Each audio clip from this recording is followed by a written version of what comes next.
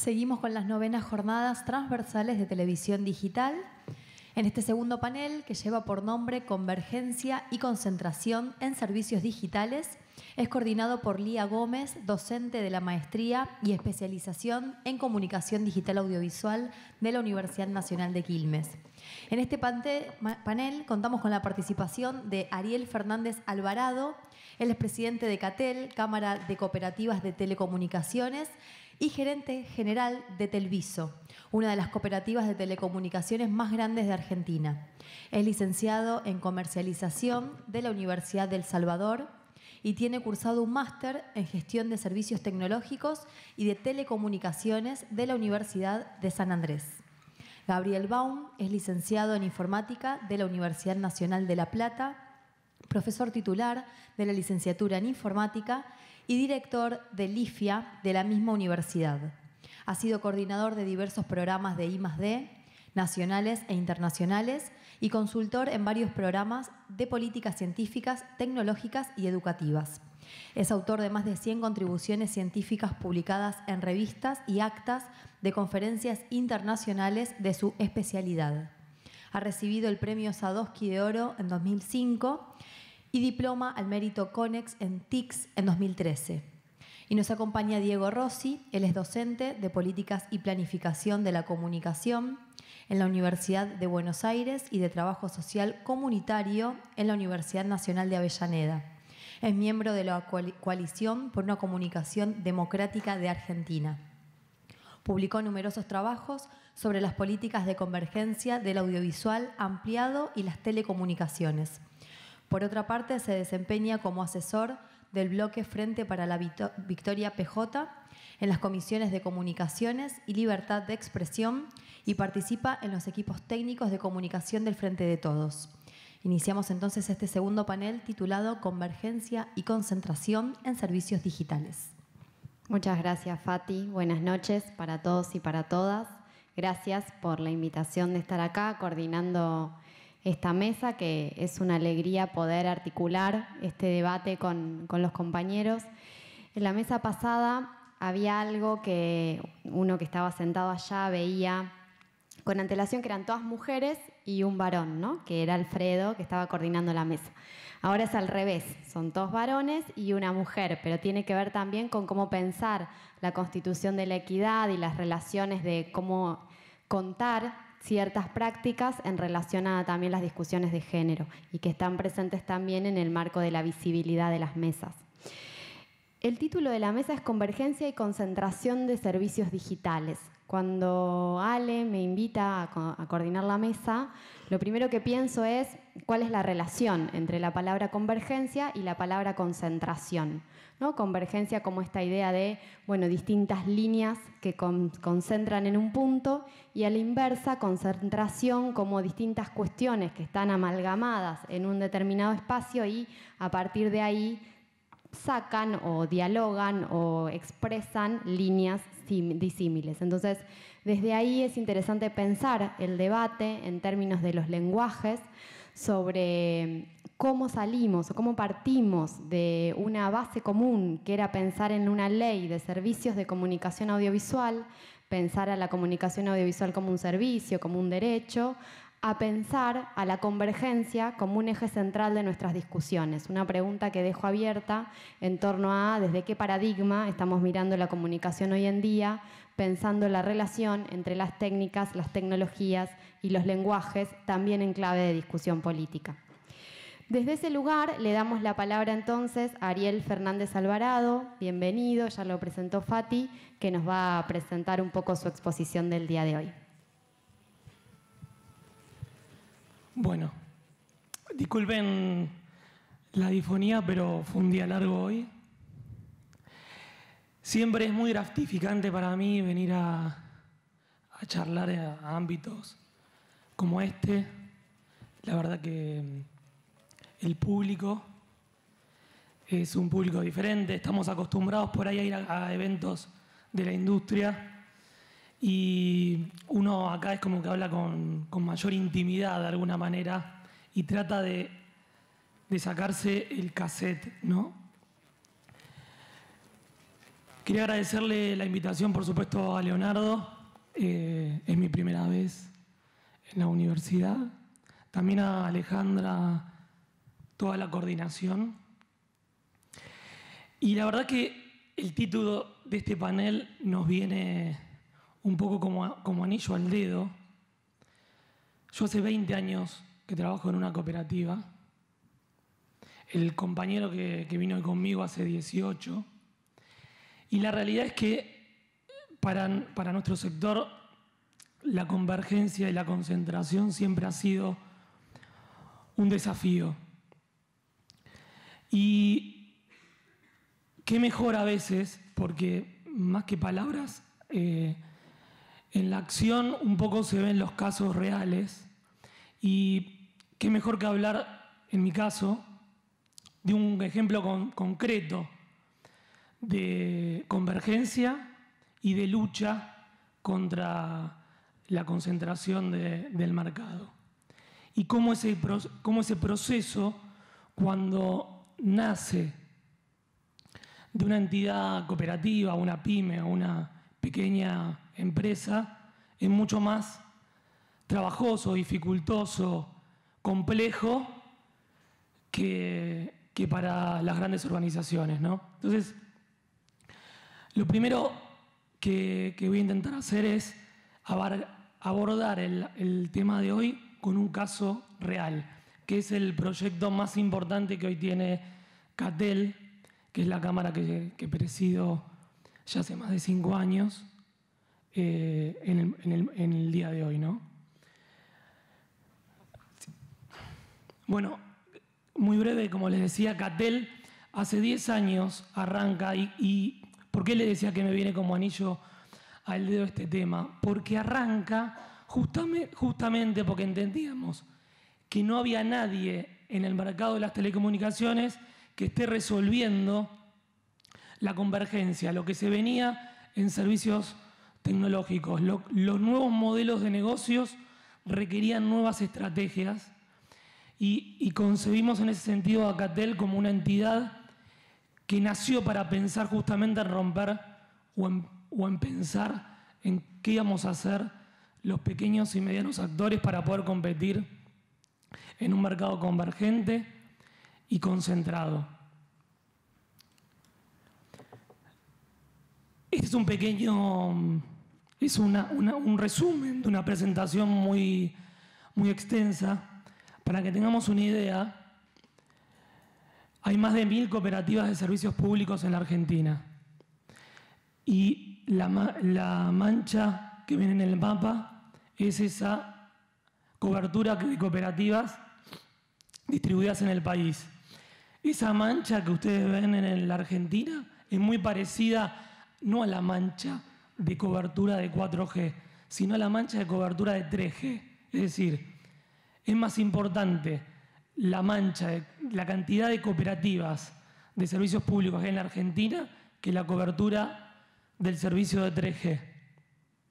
Y hay más de 1500 pymes. La Argentina es un país atípico. Nos ha tocado recorrer Latinoamérica y Europa y se sorprenden cuando les decimos que en la Argentina hay más de 2500 empresas que ofrecen el servicio en todo el territorio nacional, producto de la asimetría.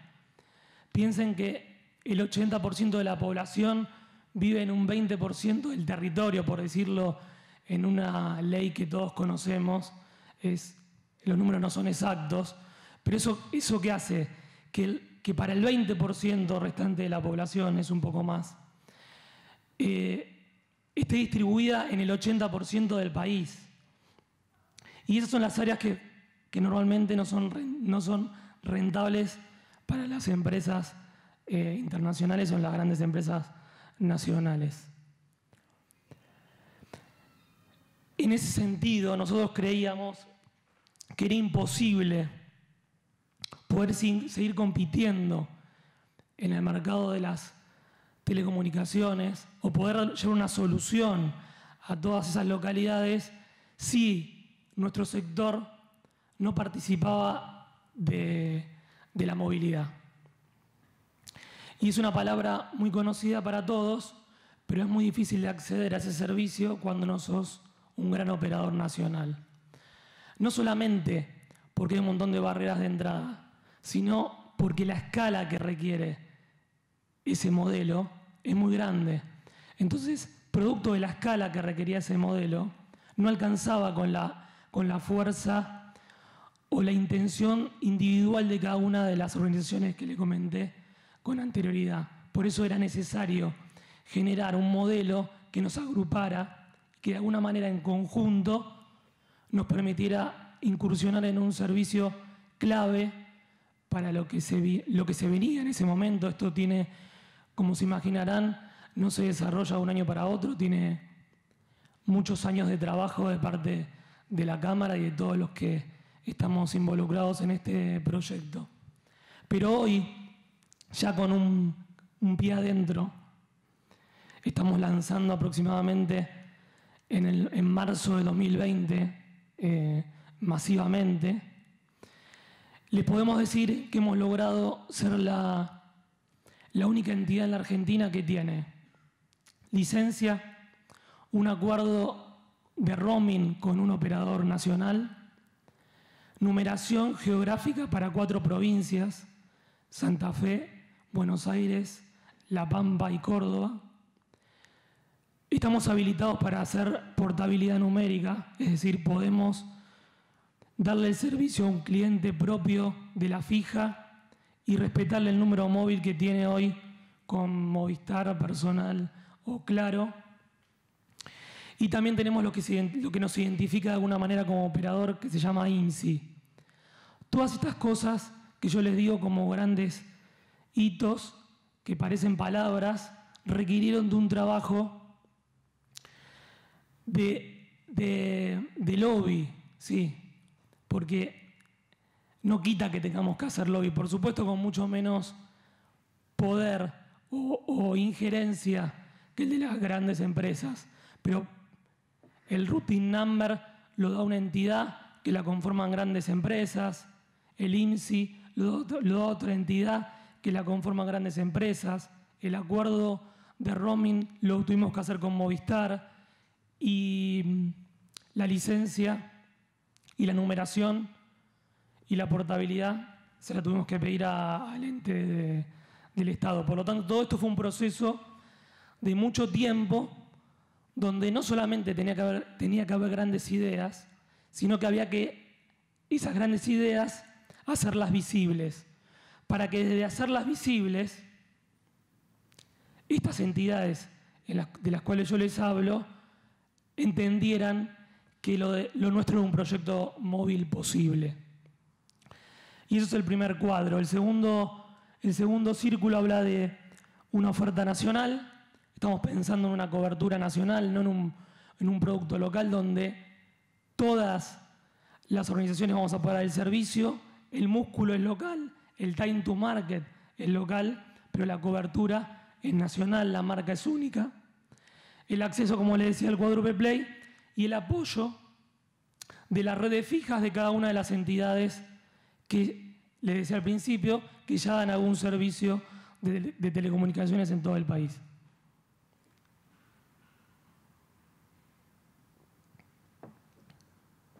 Cuando les hablaba de parecer, ¿y por qué le pongo un acento? No solamente ser, sino que es parecer, porque es importante también que los grandes medios entiendan que desde una entidad cooperativa, una entidad mediana o pequeña, se puede hablar de un proyecto nacional. Y que en esa decodificación, en cuanto a comunicación, cuando al medio le toca comunicar lo que nosotros estamos haciendo, en lugar de comunicar algo chiquito, pueda comunicar, por ejemplo, que un nuevo operador móvil aparece en la Argentina. Porque en definitiva el usuario final no entiende bien de qué se trata. Pero cuando el medio nacional le dice que aparece un nuevo operador, de repente lo que era un proyecto local, regional, se transforma en un proyecto nacional, no solamente de las palabras nuestras, sino también desde de la comunicación en los medios. Eso fue clave en toda la estrategia de comunicación para lograr que de alguna manera el mercado y la industria nos viera como un actor protagónico. Aspiramos a dar servicio a 2 millones de usuarios, que son usuarios que ya conocemos, porque son usuarios de todos los que estamos en el proyecto de servicios fijos, de internet, de telefonía fija y de televisión. Arrancamos con 10 provincias de la Argentina. En esas 10 provincias de la Argentina tenemos algún socio que de alguna manera, por eso es una de las claves de este proyecto, lo que va a hacer es decodificar, en lugar de hacer una misma oferta, a todo el territorio nacional, que es lo que hacen los grandes operadores, la idea es que cada operador regional le pueda agregar a la oferta local lo que la oferta local está pidiendo y no tener un único producto nacional. Por eso lo que CATEL ofrece es toda la estructura que les acabo de decir, la plataforma centralizada, una inversión de $1 millón que hacemos entre todos, pero es un producto mayorista.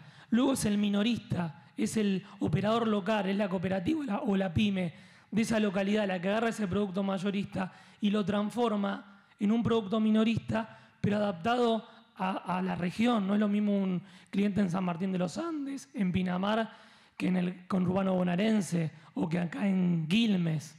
O sea, son distintos usuarios que requieren una estrategia diferente, un producto distinto, adaptado seguramente en cada región a lo que cada cliente o usuario, como le llamamos en las cooperativas, se requiere. Ya casi terminando, el proyecto no se agota en un lugar donde hay cobertura de red móvil. Y este es un claro ejemplo. Porque nosotros podemos arrancar diciendo, queremos frecuencia. Por supuesto que queremos frecuencia y algún día no depender de nadie para dar el servicio. Pero hay que arrancar. Hay que convertirse, como les decía en un principio, en un actor del mercado. En un actor que no es tan importante como uno se vea, sino en este caso como los demás te vean. Entonces, arrancando como un operador virtual móvil, usando el acuerdo de roaming con un tercero, salimos y nos convertimos en un actor que de alguna manera, como les decía, decodifica el servicio para cada región. Pero aparte surgen temas como este. Hicimos un acuerdo con la provincia de Catamarca y con la Fundación Colsecor para llevar el servicio móvil a localidades que no tienen ningún tipo de conectividad. Nada. Es decir, no tienen nada. Por lo tanto, estamos colocando en la provincia, en este caso de Catamarca, lleva la fibra hasta la localidad. Nosotros iluminamos la fibra con lo que se llama Wi-Fi Carrier Grade, es decir, colocamos en los principales puntos de esa muy pequeña localidad, puntos de acceso Wi-Fi. Le damos un celular a cada habitante de esa localidad, que dentro de la localidad se conecta a través del Wi-Fi. El protocolo se llama eAppSIM, porque el SIM que le da CATEL identifica automáticamente la red Wi-Fi y se conecta a la red. Y cuando ese usuario sale de la localidad de Catamarca a la capital de Catamarca, por ejemplo, que sí tiene cobertura móvil, deja de usar el Wi-Fi y automáticamente el SIM se loguea en lo que es la cobertura de red móvil del operador. Pero ustedes se imaginan este proyecto de Catamarca que lo estuviera trabajando una gran entidad nacional. Es un proyecto que está pensado o que tiene que ser pensado o que de alguna manera se hace realidad porque es pensado de una entidad cooperativa, de una entidad que tiene un arraigo en este tipo de situaciones. Estamos conversando, y esto sí es algo que no hemos charlado en ningún otro evento, también con lo que es la industria satelital, porque hay lugares de la Argentina donde ni siquiera llega la fibra óptica.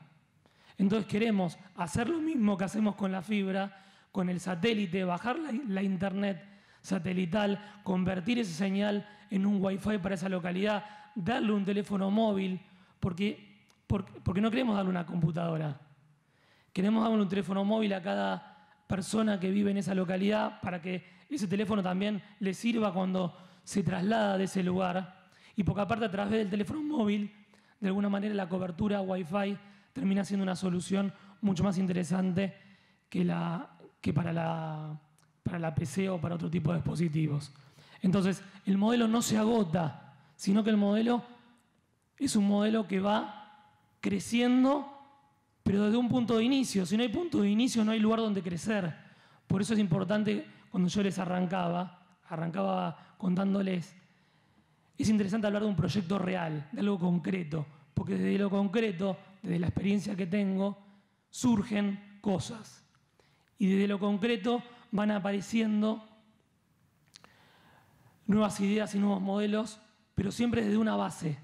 En este caso, la base que está llevando adelante Alcatel, pero que viene sumando a otras organizaciones e incluso a municipios de la Argentina y provincias en cuestiones que no habíamos pensado cuando arrancamos y que van apareciendo al momento que van apareciendo necesidades en distintas regiones geográficas de una Argentina inmensa.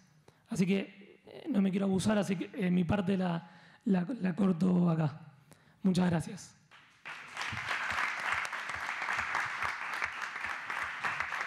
Bueno, muchas gracias, Ariel. Seguramente retomaremos algunas de las cosas que nos has mostrado para seguir la discusión. Vamos a darle la palabra ahora a Gabriel Baum, que nos va a seguir en esta línea de diálogo. O en otra. Es posible. ¿Otra línea de diálogo? ¿Se escucha? Sí.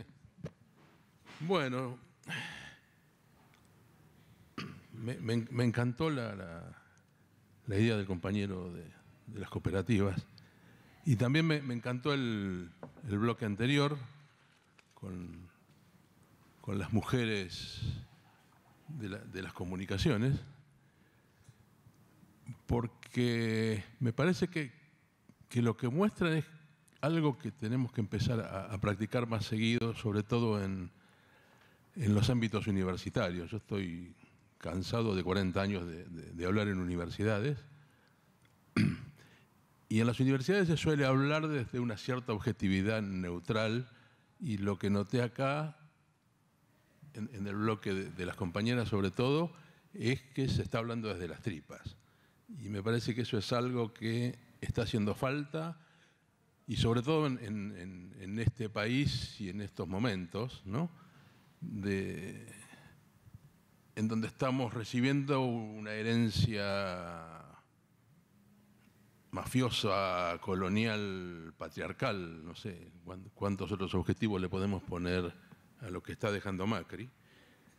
Y entonces esa situación nos obliga a actuar rápido en la emergencia, pero además pensar con mucha seriedad y con mucha profundidad y con muchas tripas los temas trascendentes para el futuro.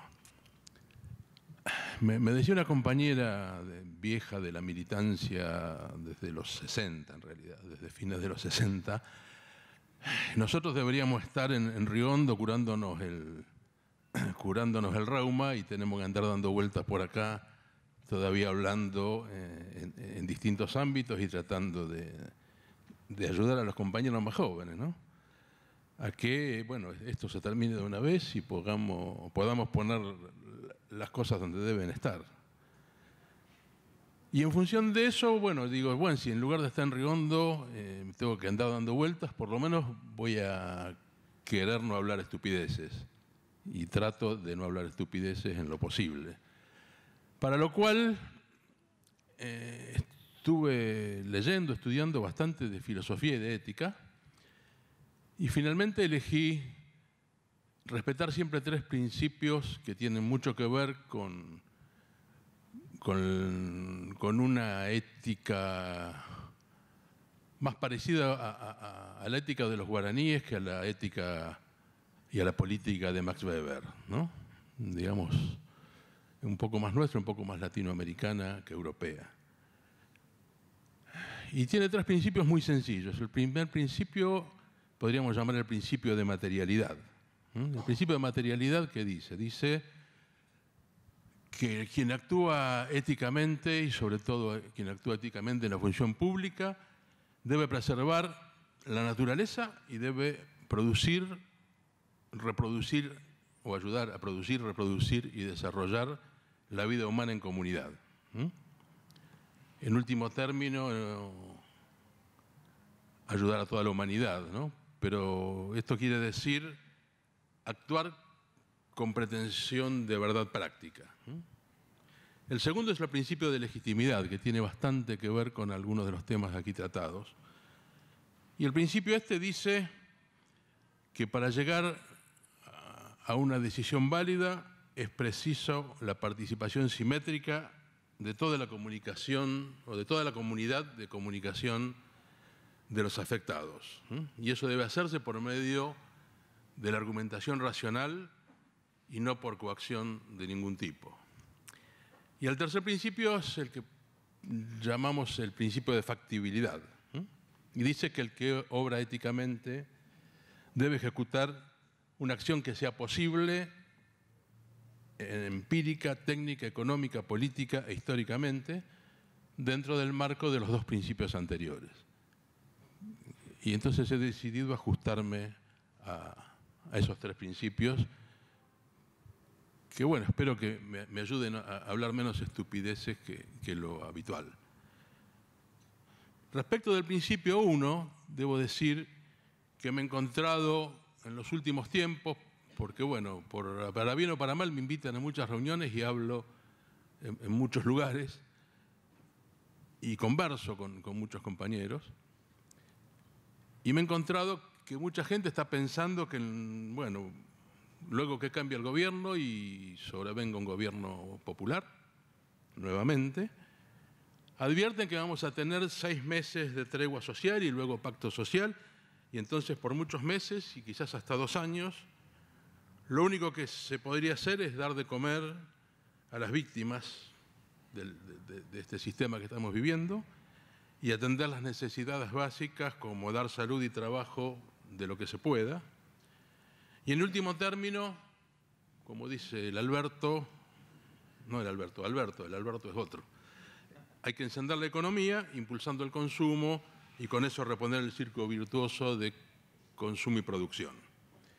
Y yo creo que eso está muy bien, pero me parece que tenemos que pensar un poco más profundamente en términos de una ética y de una política diferente. A ver, me traje escrito para hablar lo menos posible. En términos del primer principio, de materialidad, que habla de desarrollar la vida en comunidad, porque no existe humanidad sin comunidad. La vida es únicamente en comunidad. Pensar solo en términos de comer y trabajar para sobrevivir tiene que ver con una concepción weberiana de la vida humana, digamos, ¿no? El hombre solo que se defiende de los enemigos o del contexto.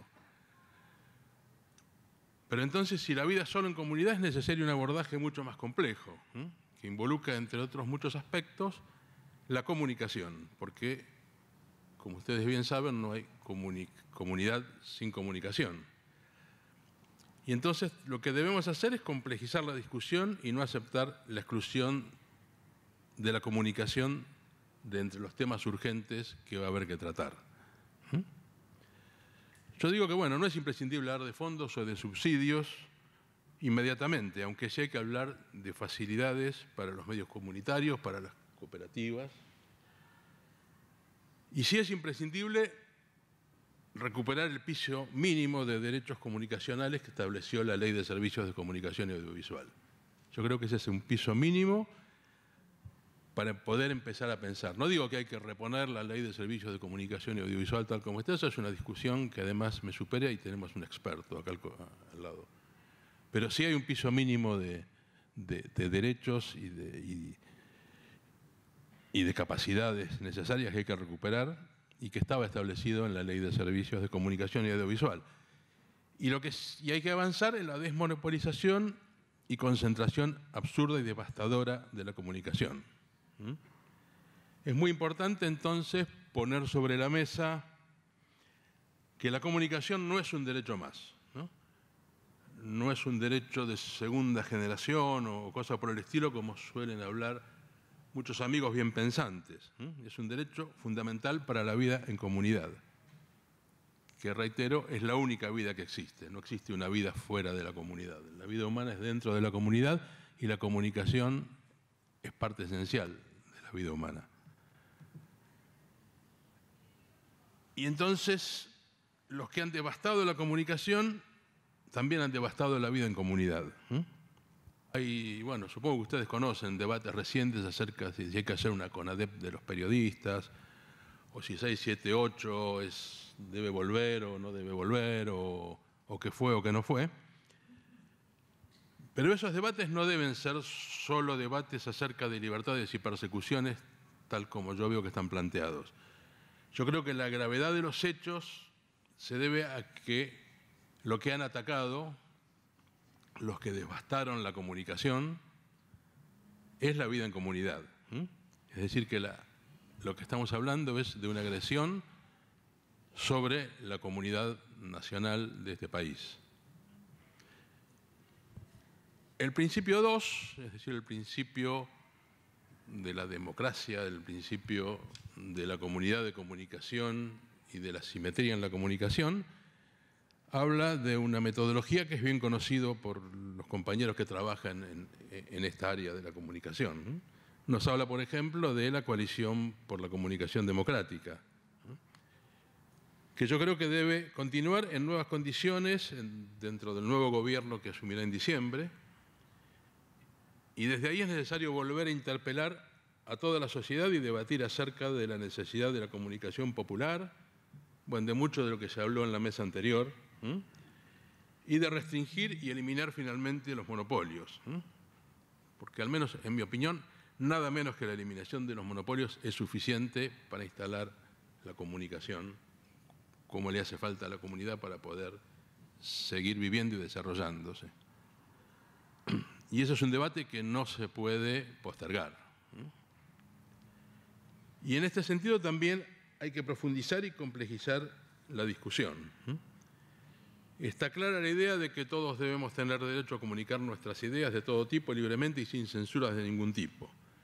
Pero es necesario avanzar en relacionar la comunicación con todas las formas de la vida, de la economía y de la cultura, con la producción, con todas las manifestaciones culturales, con la ruptura de los monopolios de la comercialización, por ejemplo, la comercialización de los alimentos, y con toda la vida en comunidad sobre la base del primer principio de materialidad. Y seguimos para otro lado, un poquito para otro lado, ¿no? Siempre que participé en discusiones sobre temas de políticas públicas, y eso lo he hecho durante mucho tiempo, y lo he hecho en temas de políticas públicas que tienen que ver con la tecnología, con la informática, con las TICs, aparece siempre el asunto de la confianza en el progreso indefinido basado en el desarrollo científico-tecnológico. Hay muchísimos de nuestros dirigentes que están convencidos de que el avance científico-tecnológico lleva al progreso indefinido y a la felicidad. Hace poquito estuve en una mesa acerca de la cuarta revolución industrial, que supongo que habrán escuchado hablar de la Internet de las Cosas, de la industria 4.0, etcétera, etcétera. Es una cosa que no ocurre en Argentina ni ocurre en Latinoamérica y que en principio parece que apunta a la automatización de la producción, reemplazando trabajo humano por robots o por algún tipo de dispositivos, y que nadie sabe qué efecto tendrá sobre la vida de la humanidad. Algunos creen que ese es el futuro y que ese es el progreso. Y entonces uno debería preguntarse si será bueno o no adoptar tales tecnologías y en caso de que se adopten, de qué manera hay que hacerlo y en qué condiciones económicas, sociales, ambientales, etcétera. Yo creo que es necesario romper con ese asunto y pensar qué es lo que realmente debemos y podemos hacer con las tecnologías y saber elegir y desarrollar las tecnologías convenientes, ¿no? La noción de tecnologías convenientes es muy interesante y se debe a un ingeniero peronista, creo que era, que se llama Edgardo Gali, y el cual, bueno, recomiendo leer al que tenga oportunidad. Pero antes de la cuarta revolución vino la tercera revolución, la llamada revolución de las TICs. Y es una revolución, bueno, más o menos conocida por todos nosotros y que más bien está siendo cuestionada que reconocida como una gran revolución, o como una gran revolución industrial, por lo menos. Digamos que los autores norteamericanos que no están pagados por el sector financiero, ni por las tecnológicas, ni por el complejo militar industrial, digamos, gente como David Autor y Acemoglu y algunos otros, alertan más bien acerca de los efectos del desarrollo aparentemente indefinido y autónomo de las TICs, que finalmente no están cumpliendo con las promesas de aumentar la productividad de la economía norteamericana, que debería ser la que mayores beneficios obtuvo de esta revolución. Más bien todo lo contrario. Entonces no hay por qué pensar seriamente que el único destino posible y deseable sea lo que las multinacionales de las tecnologías pretenden que sea. Al menos si queremos respetar el principio de materialidad, deberíamos discutir este asunto en las condiciones concretas de la Argentina. Es decir, habría que discutir con toda la comunidad de comunicación afectada por este asunto todos estos temas, y esa comunidad involucra en primer lugar a los trabajadores, que como está visto en buena parte del mundo y en el mundo desarrollado, lo único que están recibiendo es rebajas de salario, precarización laboral y desocupación. Entonces, sería bueno discutirlo de manera simétrica y democrática. Es decir, hay que empezar a hablar con los sindicatos y las organizaciones sociales para empezar a hablar, con los empresarios y sus representaciones, todos ellos convocados democráticamente por el gobierno, es decir, el segundo principio propuesto en el debate actual. Yo creo que con esa misma perspectiva habría que discutir el asunto de la convergencia digital, mucho más allá del determinismo tecnológico y de las recomendaciones de las multinacionales, de las tecnológicas, junto con los medios concentrados y con sus representantes, y también por muchos académicos desprevenidos o colonizados, que son los mejores propagandistas de toda esta historia.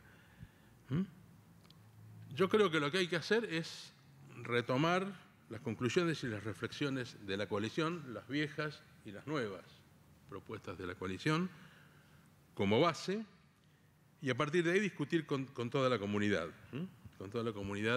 e involucrar en primer lugar a los trabajadores de la comunicación, a las cooperativas, a los comunicadores populares y originarias, a las universidades, y junto con ello a las provincias, a las localidades, a los municipios, a los barrios populares, en fin, a todos los que finalmente son las víctimas de la concentración y candidatos a víctimas de una posible convergencia hegemonizada por esta concentración. Una posible línea de debate que me gustó y que sería interesante discutir es una que está planteada por gente de la Universidad de Córdoba, que le llaman convergencia periférica, que es la convergencia mirada desde los subalternos, desde las víctimas del sistema de comunicación. Bueno, y para terminar, el tercer principio que tiene que ver con la factibilidad. Digamos, si en efecto quisiéramos promover algún tipo de convergencia de medios, infraestructuras y servicios, digamos, porque hay muchas convergencias, ¿no? Creo que está claro. Medios, infraestructuras, servicios sobre las infraestructuras y regulación convergente. Esa es otra discusión que no me queda muy clara, si hay que hacer una regulación convergente o qué. Bueno, ¿en qué condiciones estamos para hacerlo? ¿Y qué es lo que necesitaríamos y cómo deberíamos proceder? Me parece que son preguntas que todavía están abiertas y que debieran ser parte de un debate democrático.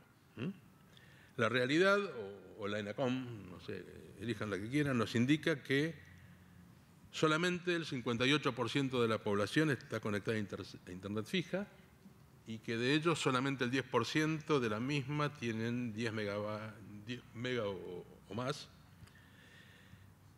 y solamente el 2,7% tiene fibra en la última milla. En tanto, 2/3 del transporte de comunicaciones es efectuado por microondas. Y la mayor parte de nuestro territorio virtualmente desconectado. Esa es más o menos la realidad. Y sobre esa base tenemos que plantearnos la discusión de la convergencia. Es medio complicado, digamos, ¿no? Y por otro lado, con una legislación que tomó la Ley de Argentina Digital y es un desastre con ella, y tenemos que ver cómo recuperamos algo y cómo volvemos a legislar alrededor de eso. Yo no tengo muy claro los temas legislativos, pero está claro que los problemas materiales que tenemos y los problemas de regulación que tenemos sobre todo este asunto son bastante complicados. Bueno, como no sé mucho qué hacer alrededor de esto, me junté con algunos compañeros a estudiar algo de lo que tengo alguna idea y que me parecía que podía llevar o ayudar a algún tipo de soluciones, que es ver qué pasa con ARSAT. Y nos pusimos a estudiar más o menos seriamente la situación de ARSAT, porque creemos que sí es factible desarrollar la convergencia desde el lado popular y desde el lado de los intereses nacionales. Esta factibilidad debe comenzar por utilizar, poner en valor y desarrollar la infraestructura tecnológica nacional que efectivamente tenemos y ponerla al servicio de esos intereses. Yo creo que ese es uno de los prerequisitos, no el único, pero es uno que es importante, ¿no? Y bueno, ¿y qué es ARSAT, no? La mayoría de los políticos, incluso muchos de mis amigos políticos, uno les nombra ARSAT, se emocionan y sienten un genuino orgullo cuando piensan que nuestros satélites están demarcando un pedazo de la patria del espacio exterior. Más o menos eso es la sensación que uno tiene. Y es genuino, ¿no? Está muy bien, es válido, porque efectivamente están demarcando. Pero como cualquier intendente, el conurbano sabe, las cloacas son tan importantes como la bandera, ¿no? Uno se puede emocionar con la bandera, pero si no hay cloaca la gente se enferma. Y las cloacas de ARSAT son la red federal de fibra óptica. Y estas cloacas tienen al menos tanto valor como la bandera, ¿no? Estas cloacas, en mi opinión, son más importantes que los satélites, si uno quiere hacer una política de telecomunicaciones. Y esta red federal de fibra óptica, la llamada REFEFO, yo creo que tiene una importancia que es difícil de exagerar. No sé si ustedes saben qué es la REFEFO, además de los dibujitos que se ven y los mapas con un montón de líneas y una especie de telaraña, ¿no? Lo importante de saber de esta red es su capacidad de transporte de comunicaciones en volumen, en estructura y en calidad. La REFEFO esta es una OTN en términos técnicos, es decir, una red de transporte óptico. Para ir terminando, ¿qué quiere decir una red de transporte óptico? Se los digo rápidamente. Es una infraestructura compuesta por un tendido de red de fibra óptica que cubre muy largas distancias, en particular casi toda la Argentina, y cuya componente tecnológica está estructurado bajo los estándares OTN de la ITU, es decir, de la Unión Internacional de Telecomunicaciones. Y estos estándares OTN le otorgan una gran capacidad para transportar e interconectar en forma segura y con altos estándares de calidad múltiples servicios demandados por las operadoras de telecomunicaciones, grandes, medianas, pequeñas, de servicios de triple play, de cuádruple play, y son servicios en las que, basados en tecnologías sobre las los cuales estas operadoras invirtieron a lo largo de años en la Argentina. Lo que es importante señalar es que la Refepo es capaz de transportar en forma sumada, organizada y con niveles de calidad diferenciados múltiples servicios de alto valor agregado de múltiples empresas proveedoras de servicios por un único pelo de fibra óptica, con amplia modularidad para adaptarse a volúmenes de tráfico de pequeños a grandes, pudiendo cubrir de esta forma las demandas desde los pequeños operadores hasta las empresas más grandes, todos ellos por un solo pelo de fibra. Digamos, lo que tenemos enterrado en el subsuelo de la patria es oro en polvo. Lo que tenemos que poder hacer es transformarlo en eficiencia, efectividad y capacidad de desarrollar servicios de telecomunicaciones ahí arriba. Bueno, junto con la red esta, ustedes saben que además ARSAT posee un enorme Centro Nacional de Datos y posee los satélites. Nuestra conclusión es que eso es posible de transformar en una palanca para el desarrollo económico, social y cultural de la Argentina, y en particular para poder pensar en resolver los desafíos tecnológicos de la convergencia, del 5G, de la industria no sé cuánto, pero tenemos ahí enterrado en el cielo y sobre la tierra una capacidad de telecomunicaciones que pueden transformarse en una palanca para el desarrollo. Nosotros a eso le proponemos sumarle un centro de investigación y desarrollo en la misma empresa. ¿Por qué? Bueno, porque necesitamos poder planear nosotros mismos el desarrollo futuro, porque si no lo planeamos nosotros mismos, lo planean las multinacionales y además lo ejecutan. Eso es lo que nos ha pasado a lo largo de gran parte de nuestra historia. Si tenemos, en cambio, un centro de investigación y desarrollo pegado a la empresa, dentro de la empresa, entonces podríamos tener un trazado de nuestra propia trayectoria desde los intereses de nuestro país. No sé si ya me pasé del tiempo. Sí. ¿Estoy bien? Bueno, entonces termino. Bueno, en resumen, debemos y podemos garantizar un desarrollo propio, eventualmente convergente, en varios sentidos, de las comunicaciones, en varios sentidos, basado en las comunicaciones, quiero decir, ¿no? Sobre la base de asegurar el derecho a la comunicación como parte de los derechos que hacen de la vida comunitaria, sobre la base del debate simétrico y democrático de todos los actores de la comunidad. Y la condición de posibilidad de desarrollar desde el Estado y utilizando ARSAT como base tecnológica un programa realista y agresivo de desarrollo, desconcentración, desmonopolización y democratización de las comunicaciones. Y termino. Les agradezco.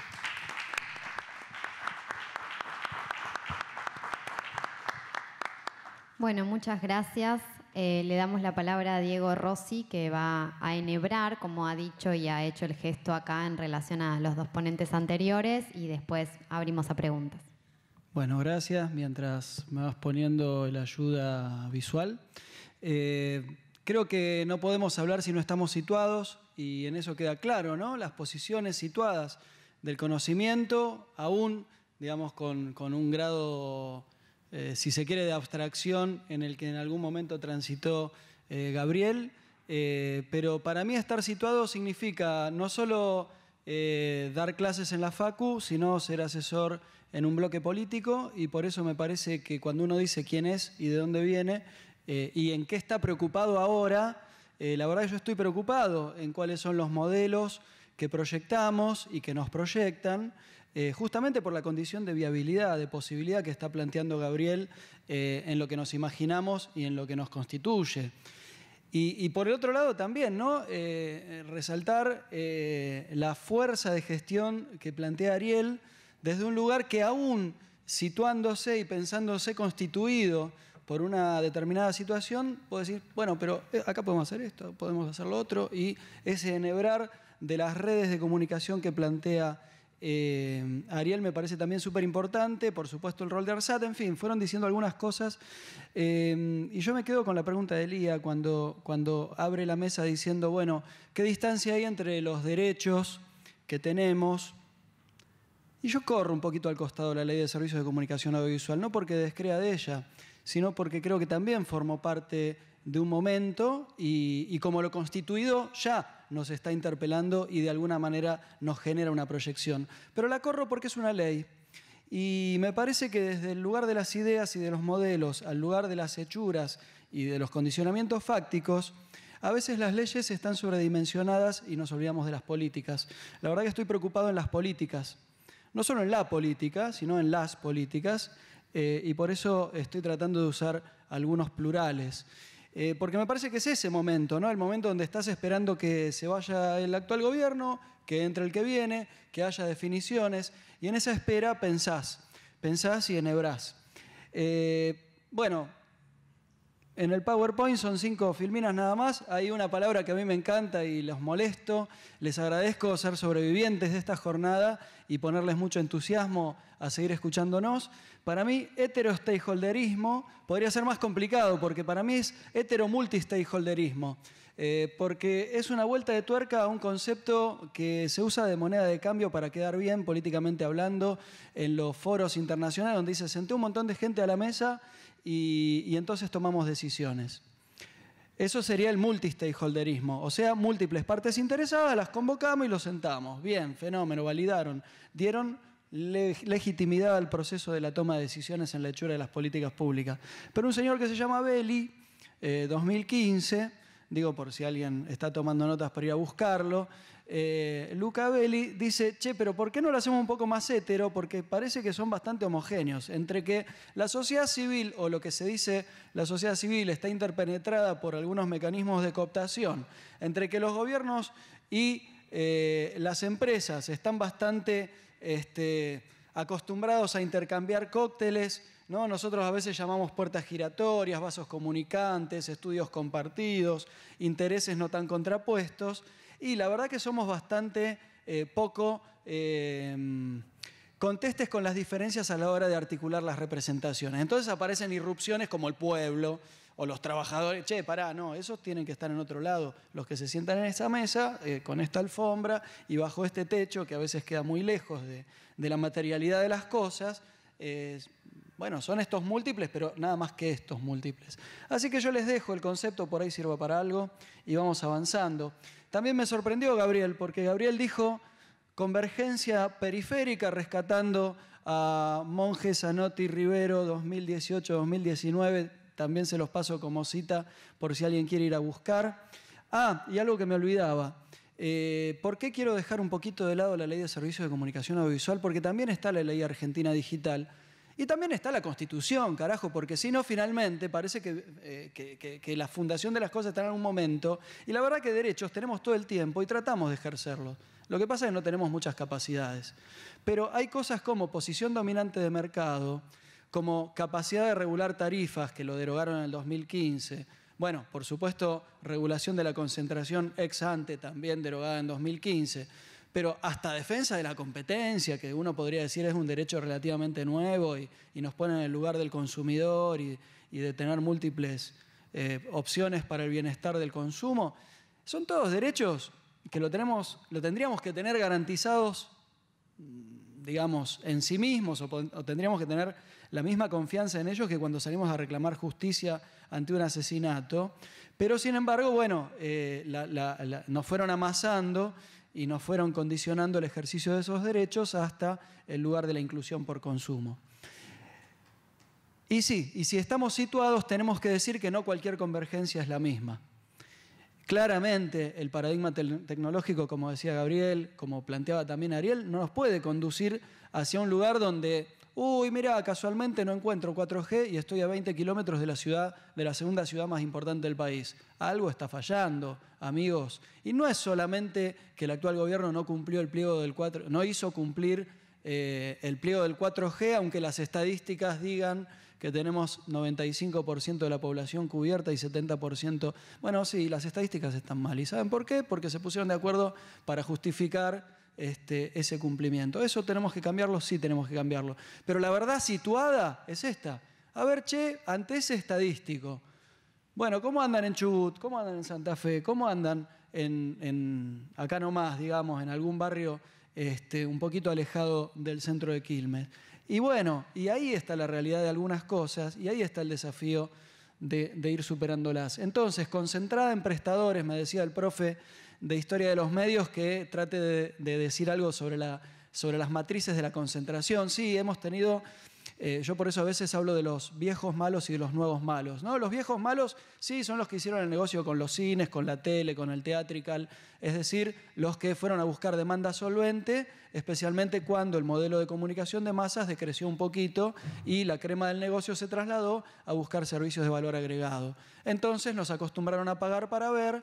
Y de esa manera, lo que antes era la televisión generalista y abierta, esta charla se llama televisión digital, nos evoca a la clásica televisión de consumo lineal, pero la verdad es que cada vez más, montados sobre otro tipo de redes de distribución, estamos eligiendo lo que consumimos, cuándo queremos, dónde queremos, etcétera, y se rompe ese viejo concepto de lo masivo y eventualmente también de una forma de fondeo, porque lo cierto es que siempre tenemos que hacer una vaquita para pagar lo que alguien consume, con lo cual está todo muy lindo el diseño de redes, pero la verdad es que alguien tiene que ir a montar la red y a conservarla para que alguien disfrute de ese derecho que estará consagrado en una constitución, en una ley, pero que a la hora de su efectivo cumplimiento, como le agradecemos a Perón, no era así, de su efectivo cumplimiento tenemos que llevarlo adelante con actores de carne y hueso, prestadores de carne y hueso y conocimiento situado. Si no está situado el conocimiento, pagaremos más por boludos y alquilaremos el satélite Hughes para llegar a la cordillera, le pagaremos royalties o se irá la guita a comprar producciones a una empresa que quizás no tenga domicilio fiscal, legal o empleados en la Argentina, cosa que está pasando. Con lo cual, el diagnóstico histórico de la concentración implica que pocas manos gestionan buena parte de la distribución de la producción audiovisual y, por qué no, de las redes de telecomunicación de la Argentina. Recuerden que la vieja Entel se partió en dos, con lo cual no se desmonopolizó, se privatizó. Y luego la presunta desmonopolización de la televisión, de la telefonía celular nos generó 3 prestadores en vez de 2, porque al prestador de Telefónica y al prestador de Telecom se le sumó Claro. Movistar Nextel va naufragando en el camino, ya sabemos lo que pasó, con lo cual tenemos redes de distribución concentradas no solo de la vieja tele, y después lo que pasó con la televisión por cable, que termina viendo por Néstor, ¿no? Es reconocida la fusión entre Cablevisión y Multicanal. Luego, ese grandote que se había fusionado también se fusiona con una telefónica. Así que tenemos un proceso yo diría fáctico, ¿no? Son procesos de fáctico. Primero los anuncian y después consiguen los permisos. Así hemos funcionado regulatoriamente y políticamente, por supuesto, mucho más bestial en este último periodo de gobierno. Entonces, esa concentración convive con un sistema político hiperpresidencialista al que me voy a referir cuando me pidan que termine. Un sistema político hiperpresidencialista que, además, genera los mecanismos para que haya DNUs, y esos DNUs pueden ser buenos o pueden ser malos. Bueno, nos están tocando DNUs malos, pero sepamos que estamos en un sistema hiperpresidencialista y eso también modula nuestras expectativas, porque genera más changüí al presidente. Entonces, asimétrica. A ver, tenemos acá un compañero que nos muestra la asimetría del sector. Él necesita guita para inversiones y tiene determinado volumen, producto no solo de lo que es, sino de lo que quiere aparentar para que confíen más en él, o sea, para que la timba financiera venga y le banque. O, en todo caso, el crédito público-privado si estuviera un poquito mejor el país.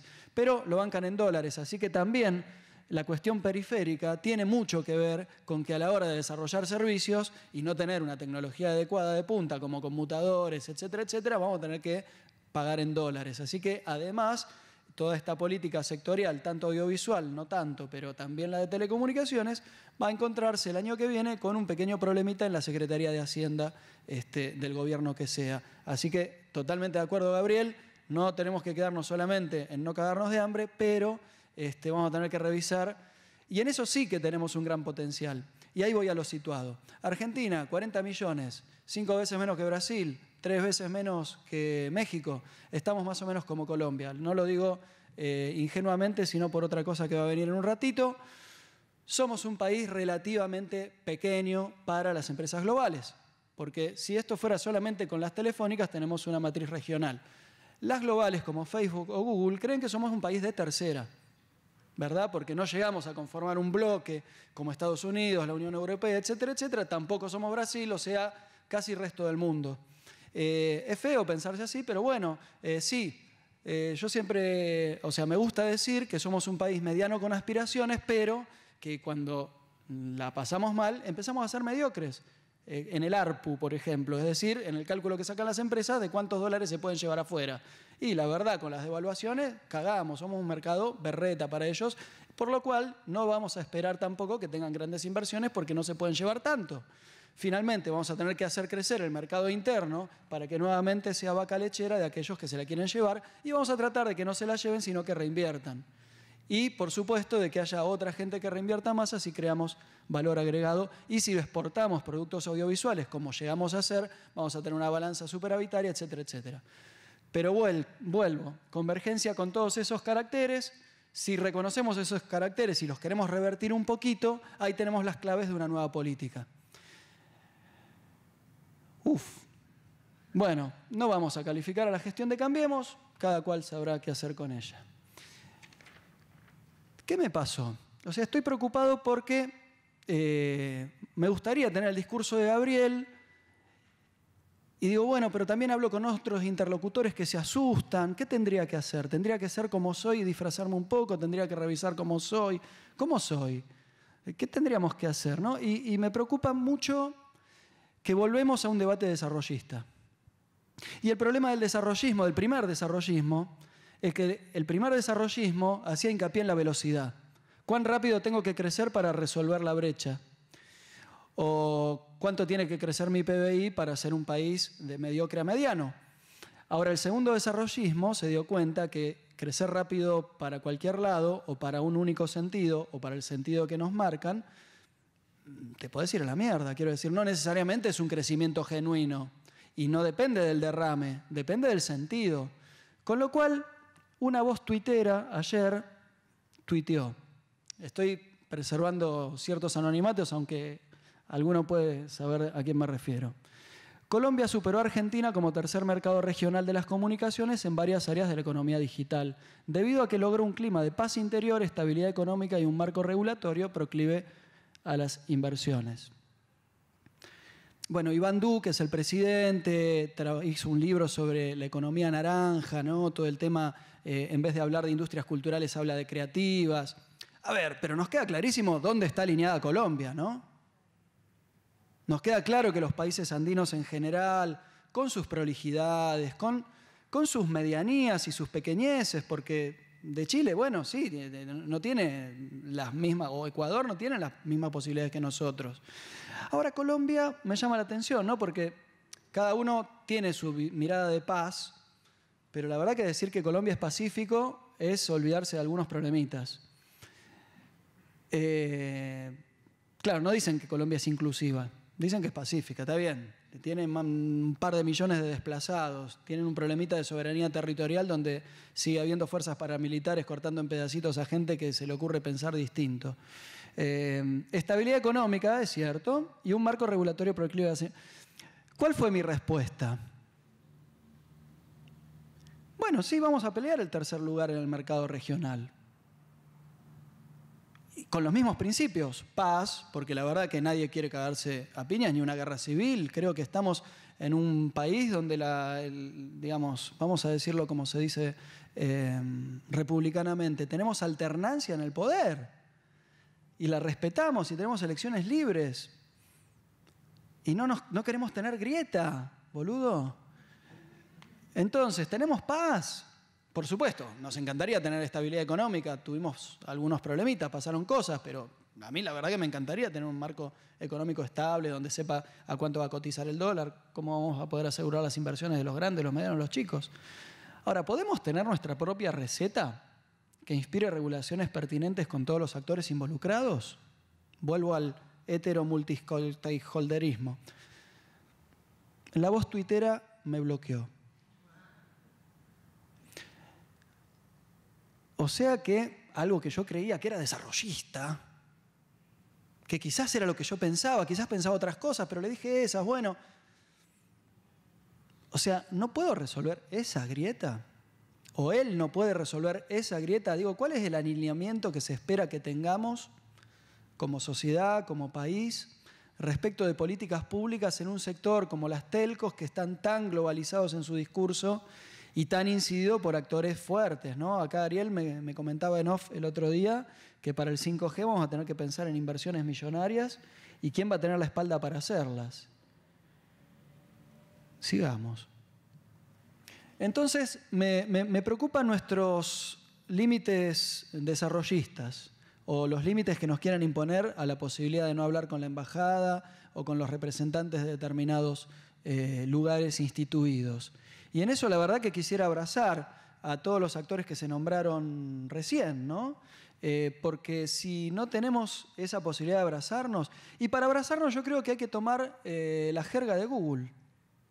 Google habla de Smart Regulation. No sé si han caminado por esos discursos. Alguna vez le pregunté a una compañera que trabaja en Google si me podía operacionalizar Smart Regulation en términos de policies y de politics. Me dijo, bueno, sí, claro, tenemos una autorregulación muy poderosa y no, pero estamos hablando de la del Estado y la de cómo ustedes van a reconocer a la regulación pública, digo, porque les decís cuota de pantalla en nuevas plataformas o le hablas de tributación y no estaría cayéndoles muy bien. Pero bueno, en principio yo diría traduzcámoslo al castellano. Estado inteligente, Estado smart, como Maxwell. Coordinador de capacidades públicas y privadas a través de planes y metas territorializados orientados a satisfacer necesidades de los usuarios. Yo creo que creo que es solo desarrollista hablar de usuarios. Ya por lo menos estamos universalizando un poco el servicio, nos estamos acercando a la garantía de derechos. No son consumidores solamente, no somos consumidores solamente. ¿Y quién lo va a hacer? ¿Una empresa? No, lo tenemos que tutelar entre esa comunidad organizada de alguna manera con un Estado regulador que todos estamos asumiendo, hasta la gente de la televisión por cable pide que el Estado regule. O sea, una parte de Clarín está pidiendo que el Estado regule, sí, como, además de defender sus intereses, digo. Pero todos estamos pidiendo un Estado regulador e inteligente.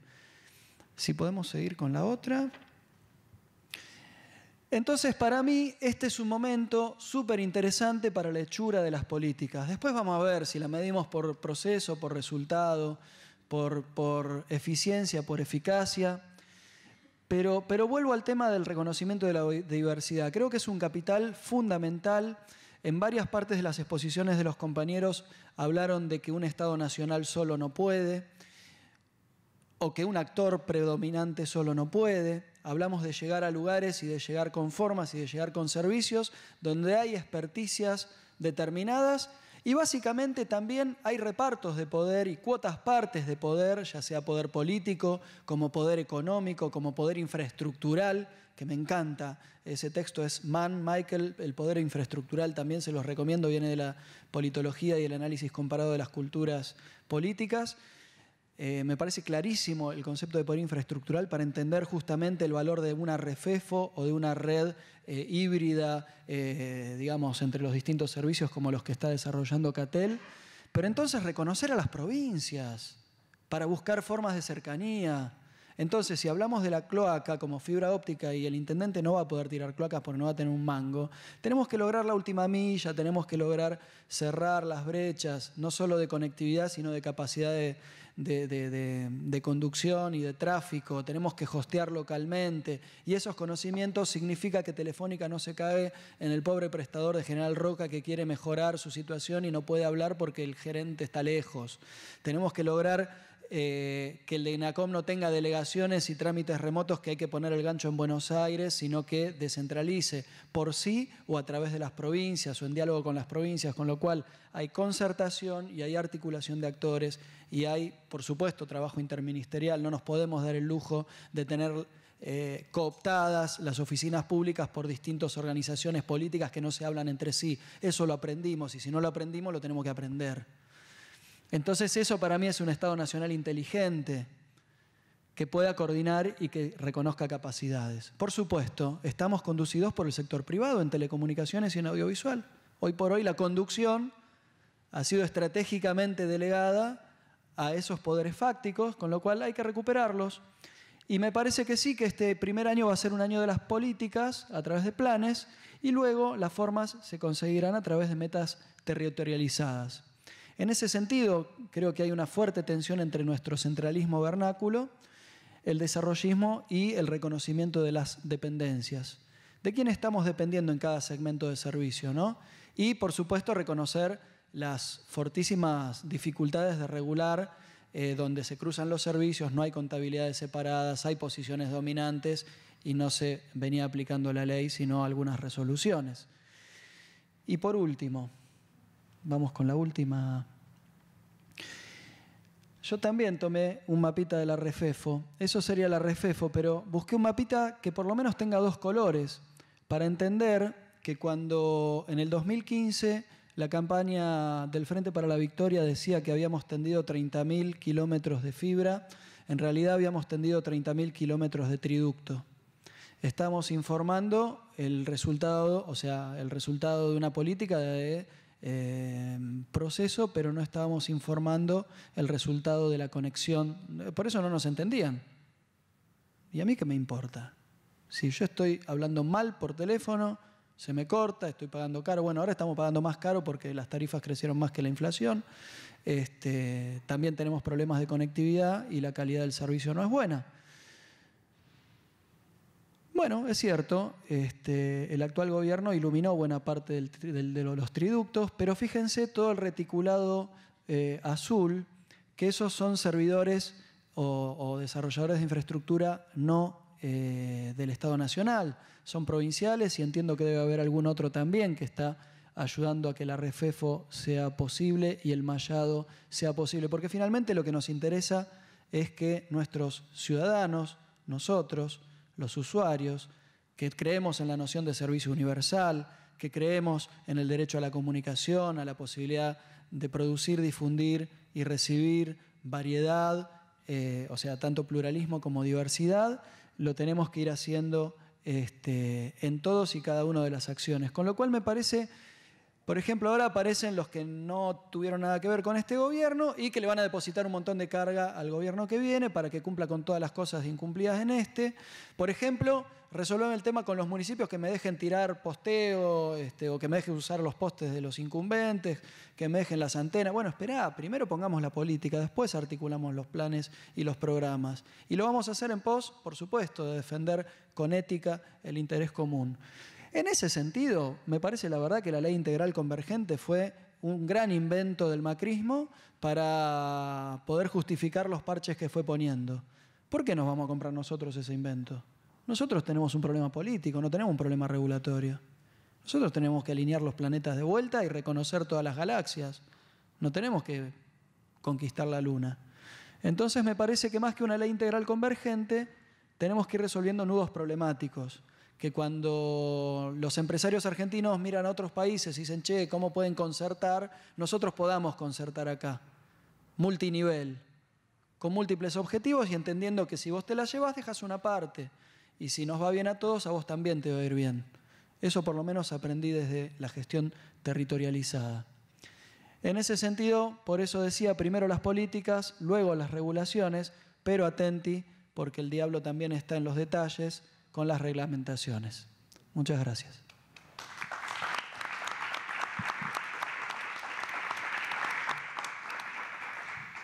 Bueno, muchas gracias a los tres. Antes de abrir el micrófono para alguna pregunta, en la mesa aparecieron varios conceptos, varias palabras que tienen alguna raíz teórica que a mí me interesaría problematizar en una doble clave, digamos.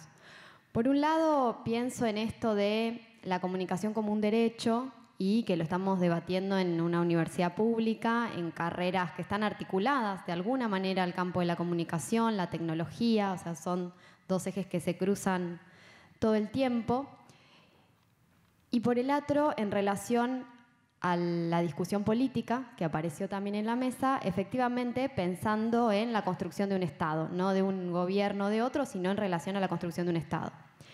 Desde ese lugar, constantemente aparece algo que para mí es problemático, interesante para problematizar, que es el uso de la palabra usuario. Digo, el usuario en términos de aquel que hace usufructo de un esquema y que pareciera ser incluso pensado en términos individuales, ¿no? Y si pensamos que la relación de la comunicación como un derecho, la comunicación como el derecho de construcción de comunidad, entonces nosotros estamos dentro de ese Estado y quizás seamos sujetos o sujetas o ciudadanos o ciudadanas en el marco de esa construcción de diálogo con una comunicación posible. Les voy a leer algo para dar lugar a la pregunta que me parece interesante, que es de un artista, crítico, que es Boris George, que seguramente lo conocerán y que debería encontrarlo fácilmente, pero no.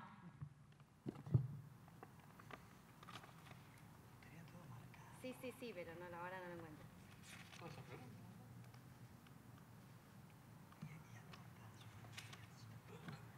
Esperen, que lo analógico también es parte de la discusión de la convergencia.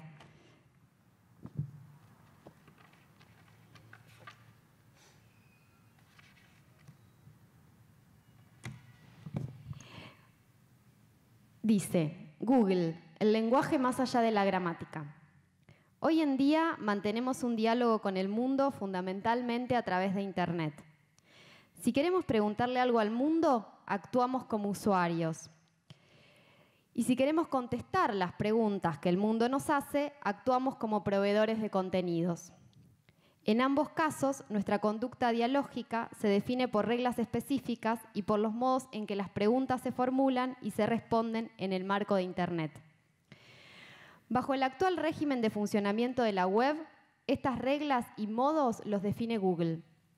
Así, la filosofía y la religión también lo hicieron tradicionalmente. Google es la primera máquina filosófica conocida que regula nuestro diálogo con el mundo en este mundo tecnológico.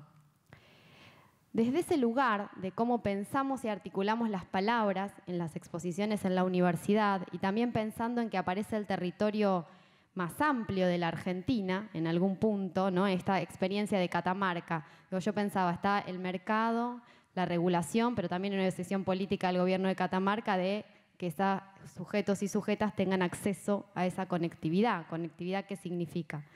Desde ese lugar, preguntarles una cosa en tres sentidos. Si pensamos que la comunicación es el eje central de esta discusión en el marco del desarrollo, que no solamente es económico, sino que también es cultural, y hay que abordarlo desde ahí, ¿cómo generamos conciencia de ese derecho en los sujetos y en las sujetas? Desde el lugar del servicio, desde la relación con el servicio, desde el desarrollo de una tecnología desde una perspectiva crítica, para Gabriel, y desde una actividad legislativa que permita generar conciencia de la comunicación como derecho.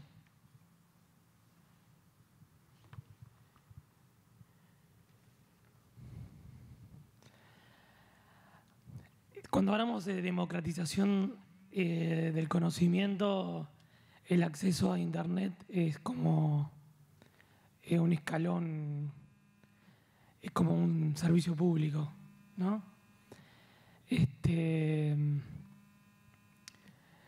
La mejor manera de romper con las asimetrías e igualar es conectar a la gente. No podemos dejar de pensar, siempre en términos concretos, vos hablabas de Google, sin importar el lugar de la región donde uno viva, hoy el 80% del tráfico de las redes es Google, Netflix y WhatsApp, por decir, bueno, Facebook. Es decir, todo lo que pasa por las redes de telecomunicaciones, no deja de ser de alguna manera generado por esas grandes empresas, ¿no? Entonces, por un lado, el acceso a qué, ¿no? O sea, es como cómo hacer para acceder a la gente, pero también a la calidad, de alguna manera, del acceso. En el caso de estas redes, es el acceso a otras personas, el acceso a información, el acceso a la vinculación con personas de otras localidades, es pertenecer. Conectarse es pertenecer, de alguna manera.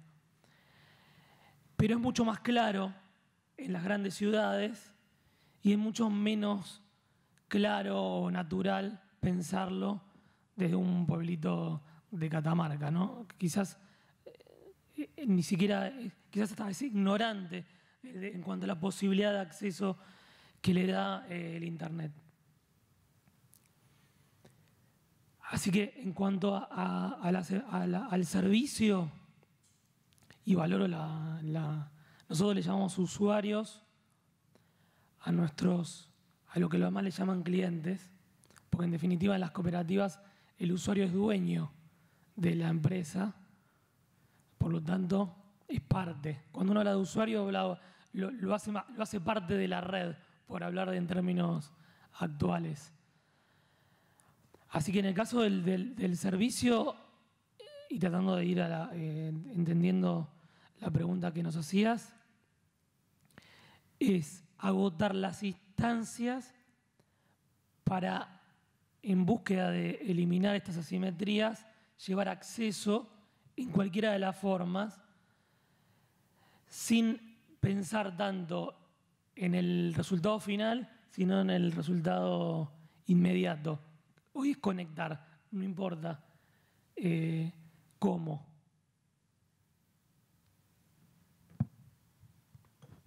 Y yo tengo que contestar desde el punto de vista tecnológico. Es una desgracia. Del que vos quieras. Es una desgracia. No sé, yo estoy reflexionando acerca de lo virtuoso que puede hacer que la gente esté tan conectada. La verdad, yo suelo ir a tomarme unos días a la quebrada de Humahuaca, a Maimará, y soy amigo de una señora que vive cruzando el Río Grande, que no tiene la menor idea ni intención de conectarse a nada, y que vive una vida, bueno, muy interesante, y que y conserva su cultura y conserva sus costumbres. ¿Qué te puedo decir? Desde el punto de vista tecnológico, lo mejor que se me ocurre es apropiarnos de la tecnología. Un camino puede ser las tecnologías libres, donde probablemente una parte quizás muy pequeña de los usuarios sean capaces de convertirse en promotores, en controladores de la tecnología y contribuir a un conocimiento colectivo del cual cada vez descreo más, para ser sincero.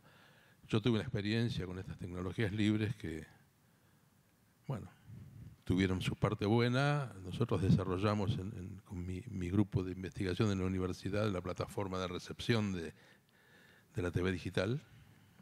Empezamos con el Jing, que terminamos. Quien ha hecho un gran negocio con todo nuestro trabajo es LG. LG, que pone el Jinga nuestro que desarrollamos y que es libre en todos sus dispositivos y gana un montón de plata. Nadie más se apropió de eso. Entonces yo creo que hay un debate al cual no tengo respuesta, sinceramente. Yo no sé hasta dónde está bueno esto de que todos se conecten. Sí tengo claro que está pasando, y está pasando, bueno, en un poco menos que la mitad del mundo, ¿no? Digamos, no está pasando en todo el mundo. Hay muchísima gente que no tiene acceso a estas cosas. La mayoría del mundo no la tiene. La discusión sobre si eso es bueno o malo no la tengo resuelta. Hace un tiempo creía que era bueno, ahora no tengo mucha claridad al respecto. Pero si tuviera que pasar, bueno, quisiera que todo el mundo tuviera derecho al menos a conocer y decidir acerca de la tecnología. Y si fuera posible, controlarla y desarrollarla y, bueno, y adueñarse del monstruo. pero bueno, no soy muy optimista. Bueno, antes que los sobrevivientes nos dejen, porque ya estamos cerca de la hora, un par de reflexiones. Por un lado, sí, la terminología del usuario no me resuelve, pero sí me parece que es operativa a la hora de interlocutar con esos actores que digo que se sientan a la mesa más a menudo que otros. Sí, me parece que normativamente, por ejemplo, la Defensoría del Público de los Servicios de Comunicación Audiovisual, que hoy quedó restringido a defender la radio y la TV abierta, gracias a los biribiris del DNU, tendría que tomar la defensa también de los usuarios TIC. Y desde el punto de vista del concepto de alfabetización digital o cualquiera sea ellos, también trabajar desde una dimensión de la educación formal y no formal en lo que tiene que ver con nuestra gente, para llamarlo personas, pueblos, ciudadanos, etc. Luego, desde lo normativo, no entraría, no entraría a pensar leyes hoy. Sí entraría a pensar cuán solos estamos en el mundo latinoamericano para conformar de ese país de tercer nivel a un bloque de segundo nivel que pueda articular pensamientos, porque la verdad, si nos ponemos a pensar qué hacer con las plataformas globales, que no solo son globales, ¿no?, sino que están enraizadas territorialmente en cada una de nuestras provincias y ciudades, y la respuesta, sí, hay que desmonopolizar, pero no va a desmonopolizar Argentina. O sea, yo venía pensando, estamos poniendo en nuestra plataforma que hay que dar conectividad a todos y que también tenemos que cobrar a las OTT y que tenemos que poner cuota de pantalla en todas las plataformas. Ahora, ¿quién va a firmar ese proyecto? ¿Cuándo lo vamos a presentar? ¿Cómo hacemos para que no se llame batalla cultural, se llame guerra de las galaxias, como quieran llamarlo, pero alguien le va a poner nombre a eso? Y alguien va a poner el cuerpo. Y más vale que seamos muchos los que pongamos el cuerpo. Entonces me parece que hay una dimensión del ciudadano global y de aquel que quiere navegar y le importa muy poco nuestras pretensiones regulatorias amparándonos en un ciudadano ideal. Insisto, vamos a las materialidades. Y por ahí, para cerrar esta rondita, un señor que es presidente de una cámara que empieza con K y termina con base, me contó sobre justamente cómo se resuelve el problema cómo se resolvía en Catamarca el problema de la tan poca disponibilidad de anchos de banda. Lo resolvió Google, que puso un caché para ellos, para Google. Con lo cual, cuando se caía el servicio, le decía, a ver, ponga Google, el prestador local. Ponía Google y dice, ¿ve que anda? Claro, porque Google andaba porque estaba cacheado. Con lo cual, la penetración de Google no solo es a través de los servicios, sino también hay una relación infraestructural. Disculpen, el caché es un alojamiento más local o que te acorta, digamos, las distancias y por supuesto, el gasto y la latencia. Pero me parece que tenemos un brete no solo en la definición de los derechos ciudadanos, sino fundamentalmente en cómo nos enfrentamos políticamente contra estos gestores de lo público, que por supuesto, como dice el autor, estoy de acuerdo. Bueno, gracias. ¿Alguien tiene alguna pregunta?